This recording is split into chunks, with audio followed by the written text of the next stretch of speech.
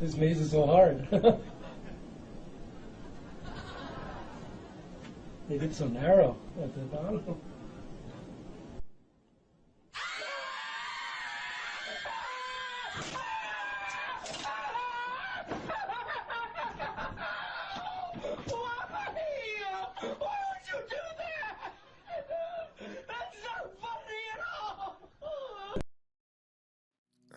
BETON BRUTAL. Truly an astonishing piece of media and a real test of patience, even for the best video game gamers out there. Now, one could quickly brush off BETON BRUTAL as a frustrating rage game with no substance, created to pander to a large audience of streamers who will play BB, fail miserably at it, and rage quit the game, all while chatters are spamming their Ls and Pepe laughs in chat. But not to me, a connoisseur of good level design and great gameplay, who sees straight past this dying trend to find a really good game that may seem straightforward, but has a lot hiding under its surface. So to you, my dear viewer, I say, let's go down this rabbit hole.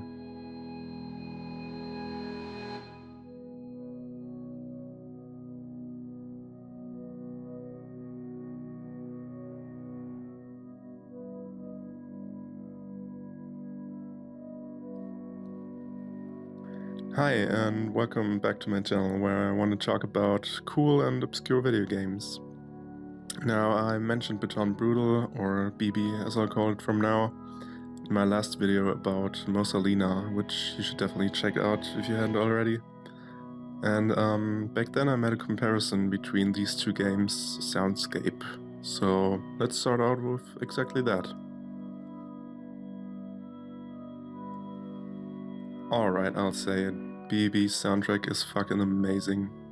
Every single track that this game offers is such a banger. Seriously, the music alone is worth trying out the game for yourself. Some of my favorite tracks are Away, a somber and chill clubhouse track,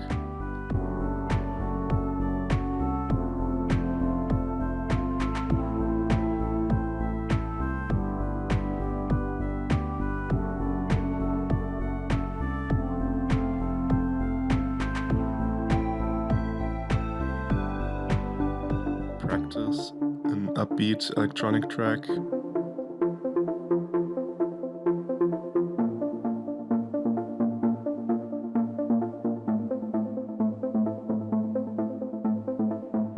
Dawn, an atmospheric track,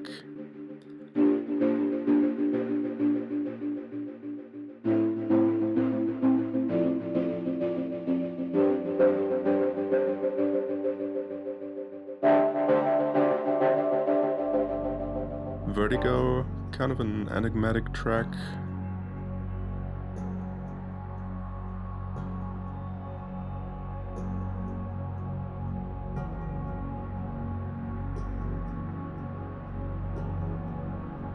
and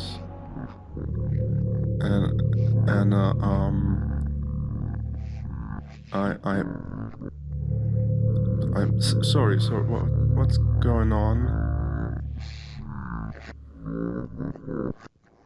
Thing is, I couldn't find out anything online about this secret track. I saw a title as 3 question marks in the OST, and I gave my best to fix the voice clip. Here's the result. Trees, like those, actually, trees in computer science are a little bit different. The wood is on top and the leaves are on bottom. That's the problem. I want to talk about trees and how to show how to work with trees using Python and using objects.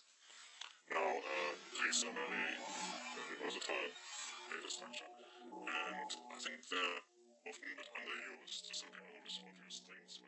So I googled the words I could make out, but came up with nothing at all.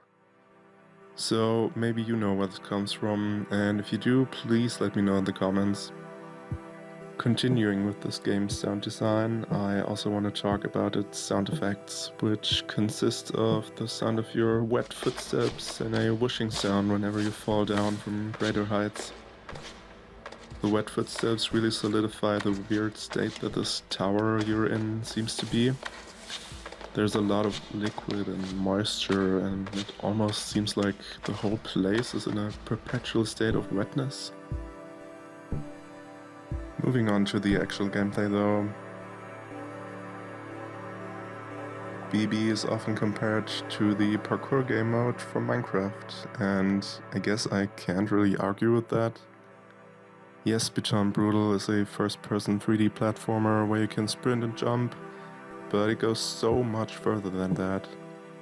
The whole game takes place in the inside of some sort of abandoned asphalt tower structure. Also, a quick side note, BETON is German for asphalt, which makes sense, since the developer is German. The brutal in this game's title almost certainly comes from the brutalist architectural style from the 1950s, which I'll touch upon later in the video. Every new run will start you from the very bottom of this tower, and you only have one goal: reach the top. To do this, you will have to climb the tower's 500 meters in height. Of course, climbing this decrepit, enigmatic asphalt structure is no easy task. The first segments are relatively easy, requiring non-precise jumps, sometimes accompanied by you sprinting beforehand to jump further. The higher up you get though, the harder the obstacles will become. Suddenly you have to do these super precise jumps from metal pipe to small metal pipe to even smaller metal pipe, while desperately avoiding to fall back down, because once you slip up, you'll have to keep going from where you land. Yeah, that's right, there are absolutely no checkpoints in this game, and you are always only seconds away from losing hours of your hard-earned progress. So you better not blink. Now, you aren't completely helpless on your journey. Using the F key will set you into scout mode, where you can fly around your current character's position to scout out the upcoming path. Maybe you have to do a corner jump and can't see what is behind the corner. That's where scout mode comes into play.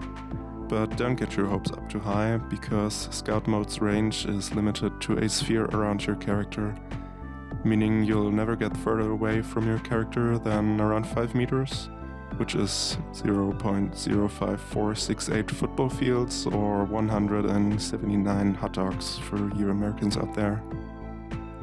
Sorry. Another trick up your sleeves are shortcuts. Across the map you may come across branching paths, which may lead you to a shortcut. Sometimes they are very well hidden, but other times they can be seen fairly well.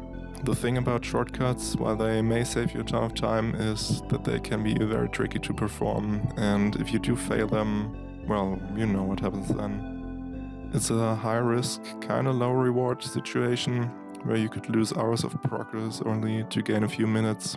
But sure, go ahead, I'm not your dad. Utilizing shortcuts and some glitches, speedrunners have managed to get runs that are sub 8 minutes. And that's truly amazing if you take into consideration that my first run was over after around 5 grueling hours. I definitely recommend you go watch some of these speedruns, because they are so entertaining to watch.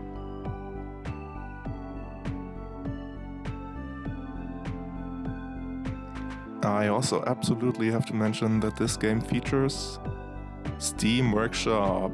Yes, baby! Steam Workshop is back for this game, and as you might have guessed, you can create levels yourself and play other people's levels. There are some great maps out there, and honestly, Steam Workshop for a game like this is such a good implementation. Moving on, BETON Brutal features a really unique system called Vertigo. You might have already seen the Vertigo meter on screen, but let me explain. So whenever you look down from any ledge in this game, your Vertigo meter will go up to a maximum of 100%. Once it reaches 100%, you'll begin to see and hear strange things. But rather than explaining, I'd rather show you the side effects of having too much vertigo.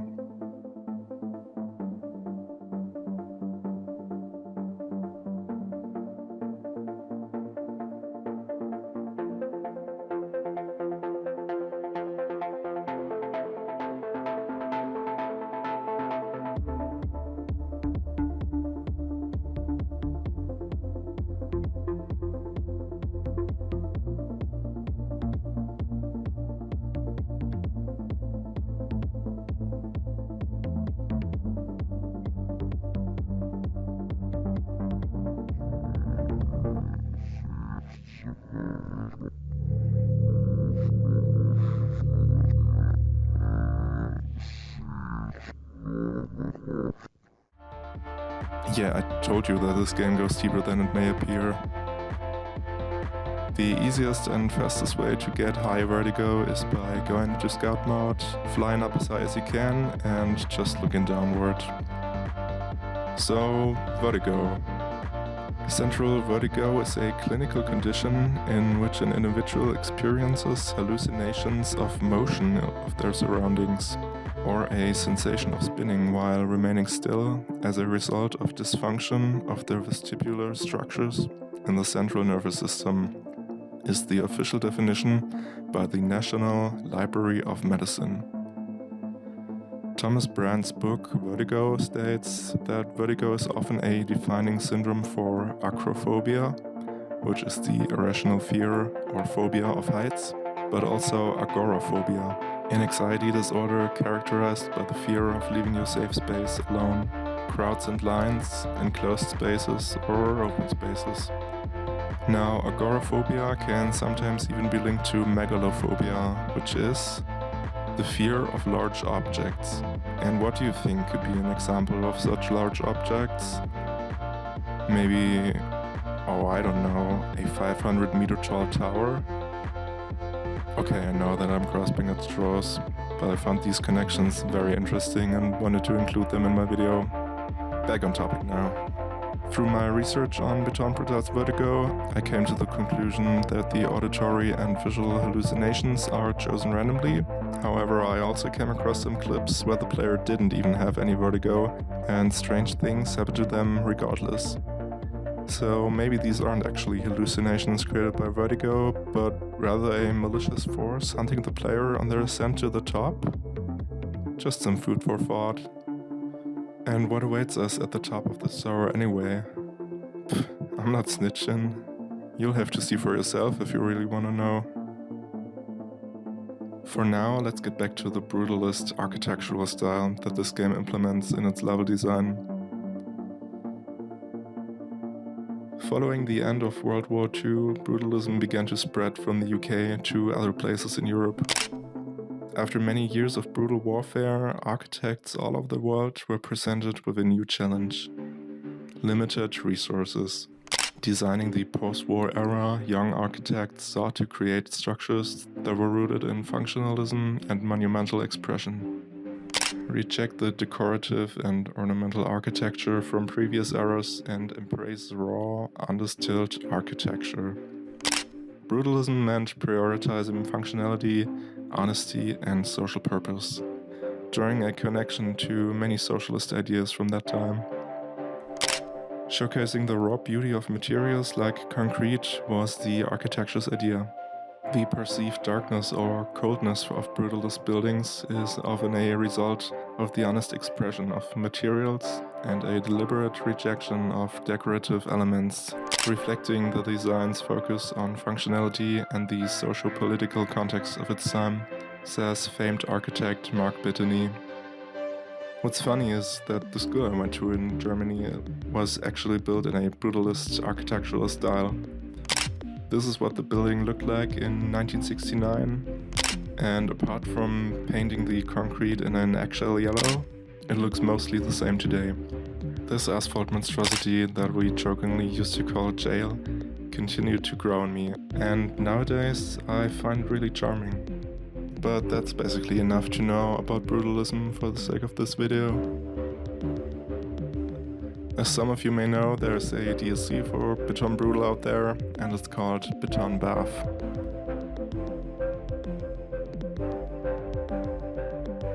I don't want to go that deep into the DLC as I think that's inferior to the base game, but I definitely have to mention it. Beton Bath offers a new stage for you to explore. Similar to Beton Brutal, you start off at the bottom of a giant tower and have to work your way up. However, Beton Bath uses the theme of an indoor swimming pool or swimming park. New assets like springboards, palm trees and water slides are introduced and bring along with them a brand new problem: slopes. You see, in Beton Brutal almost everything was rectangular. You had your rectangular pillars, rectangular pipes, even rectangular jump pads, and they all had flat surfaces. In a game where precision is everything, this is extremely important because you have to be sure where you're standing and where you want to jump off the object to the next one. But Beton Bath is different because many objects have an uneven or sloped surface. Most of the time when standing on these, I found myself confused about their collision and unsure how far off the edge I can go before falling, or how high on a slope I had to be to make my next jump. What I really enjoyed, however, were the visuals. Unlike Beton Brutal, you can tell what the structure's purpose once was: an indoor swimming pool. And traversing through these empty halls really hammered in the liminality that the developer was going for.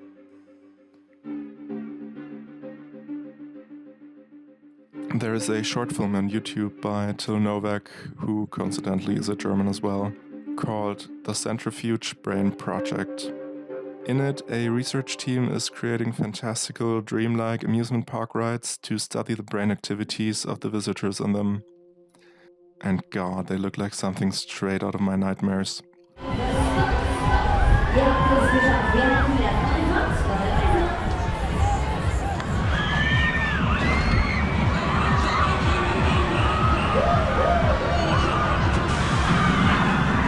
Unpredictability was an important aspect of our work.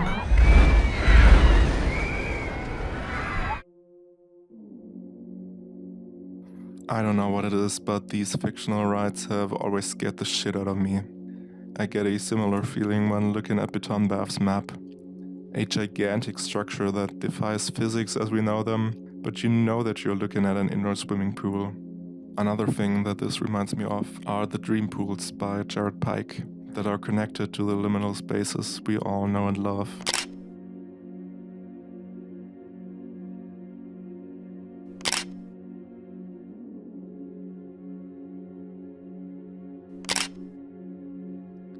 Looking at these photos, you feel like you've been there before, but boy are they unsettling.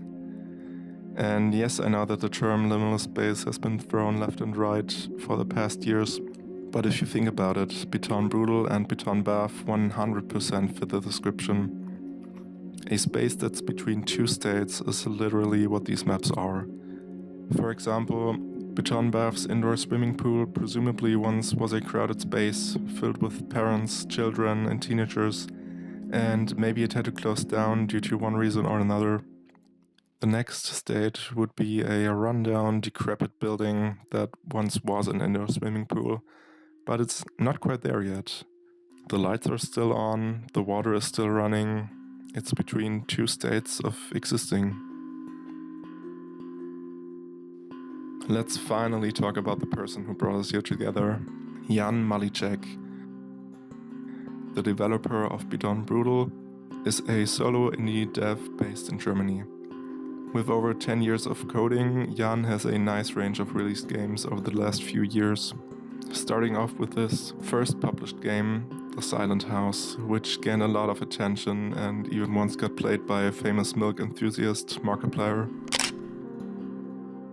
The Silent House got released on Game Jolt, and sadly the games page seems to be down at the moment.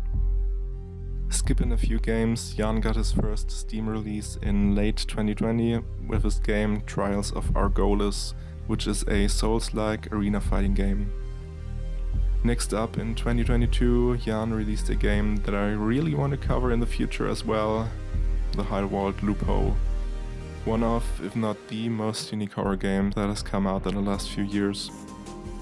After that came Primordial Pain, an experimental arena shooter, and finally in March 2023 we arrived at his latest release, BETON BRUTAL. Go ahead and check out some of their games, I'm sure you'll find something that looks interesting to you.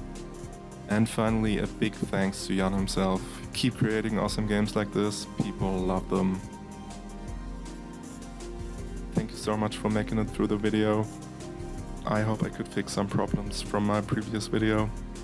Honestly, doing these videos on the side is so much fun, so I hope I'll see you again here for my next video. Let me know in the comments if you have any game suggestions. Again, thank you so much for watching and take care. Bye now.